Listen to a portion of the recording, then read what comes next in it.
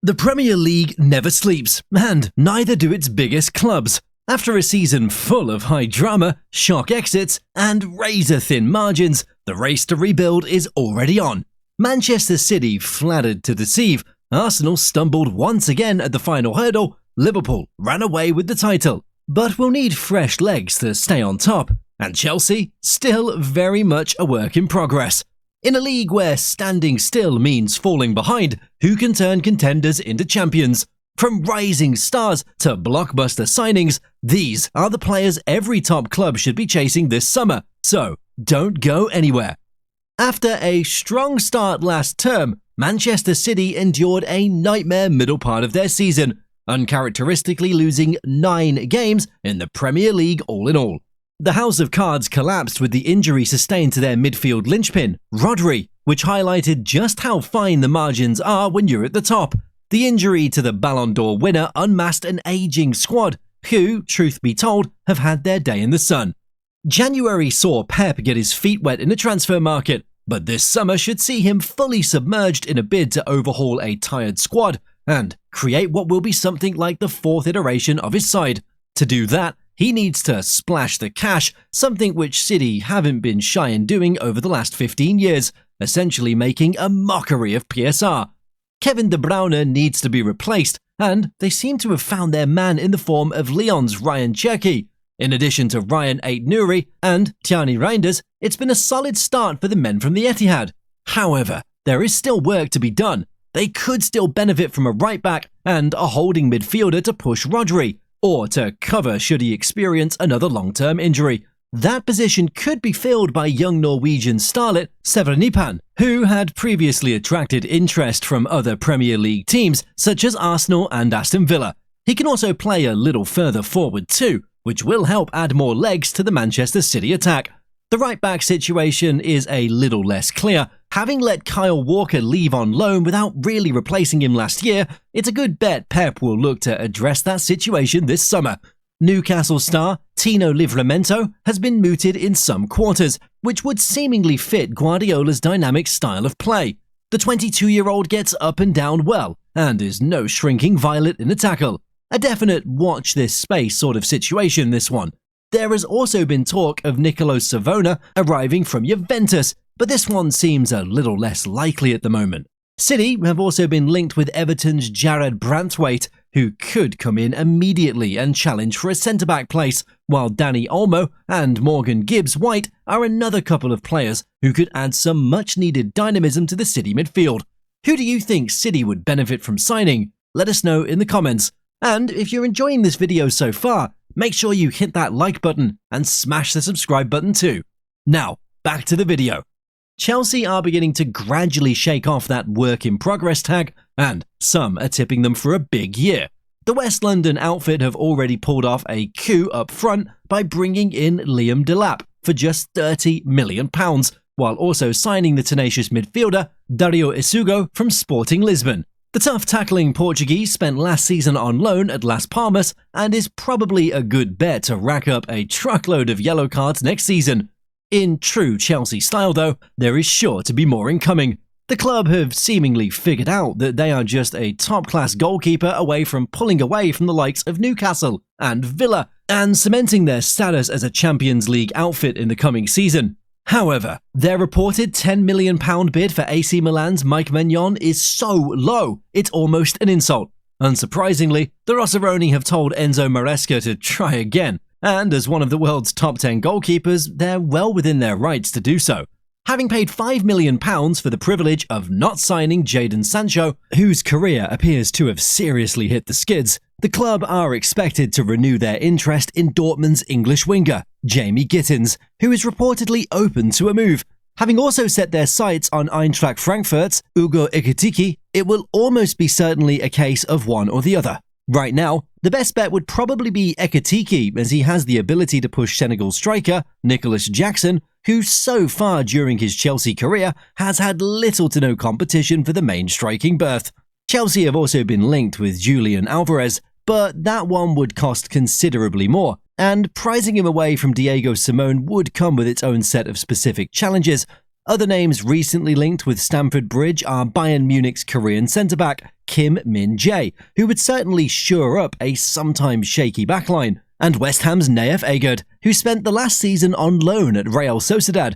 Liverpool appear to have done most of their business early during this window, having already brought in Jeremy Frimpong from Leverkusen, who will replace the Madrid-bound Trent Alexander-Arnold. The Reds are also reportedly very close to deals for both Milos Kerkez and Germany's exciting young talent, Florian Wirtz. The Reds also need a centre-back. Ibrahima Konaté's contract is up next summer, and they'll not want a repeat of what happened this season. Should he fail to agree terms, Arne Slot will need to bring in new blood. Ajax's Joral Hato is reportedly a target, while Sporting's Lisbon's Ivorian centre, Ousmane Diomande, is also attracting glances from Anfield. Some recent reports emerging from France are linking PSG's Bradley Barcola with a move to Anfield after a promising start to his career in the French capital. It appears the 22-year-old has been eclipsed by fellow youngster Désiré Doué. If the Reds manage to pull off a move for Barcola, they would surely be strong favourites to retain their Premier League title. Arsenal needs to up the ante this pre-season. Having gone close after the last couple of years, they were caught out this season. City stumbled, and instead of Mikel Arteta's men taking up the reins, Liverpool stole a march on the North London side, when every man and his dog would have expected the Gunners to fill that gap. Having failed to sign a striker in the past couple of windows, it would border on criminal if they didn't bring an out-and-out goalscorer through the doors of the Emirates this summer. That's easier said than done though. There seems to be some interest in Newcastle's Alexander Isak, but the likelihood of getting him out of Newcastle for anything less than £120 million is slim to none, especially now the Magpies can offer him Champions League football. RB Leipzig's Benjamin Sesko would represent a cheaper option. While the Gunners have been linked with Brentford's Brian Mbeumo and Real Madrid's Rodrigo, both of whom would certainly do the job for Arteta, Martin Zubimendi appears to be the next cab off the rank in terms of incomings, who will add some much-needed protection to the back four. With Thomas Partey's future uncertain, the Gunners will need a midfielder who is adept at circulating possession and constructing attacks from deep. He'll also give Declan Rice license to roam further forward and do what we all know he's capable of much more regularly. Bukayo Saka's injury last season hit Arsenal hard, while youngsters Miles Lewis-Skelly and Ethan Nwaneri provided some relief. They could do with reinforcements to challenge both Saka and Martinelli more regularly. Karu Mitoma from Brighton would add a touch of class, while Rafael Leao from AC Milan continues to be linked with multiple Premier League clubs. There has also been mention of Nico Williams from Atletico Bilbao, but with the top clubs in Spain also interested in Inaki's little brother, that one might be a bit of a long shot. Manchester United seem to have shifted their focus from bringing in young European talent, Rasmus Højlund for example, and hoping they come good, to signing Premier League proven players. With Matthias Cunha already through the door, their sights now seem to be set on Brentford man, Brian Mbeumo. United also seem set to address the deepening crisis between the sticks. Andre Onana, signed in 2023 for more than £40 million, doesn't inspire confidence, and Ruben Amorim is reportedly looking at replacements.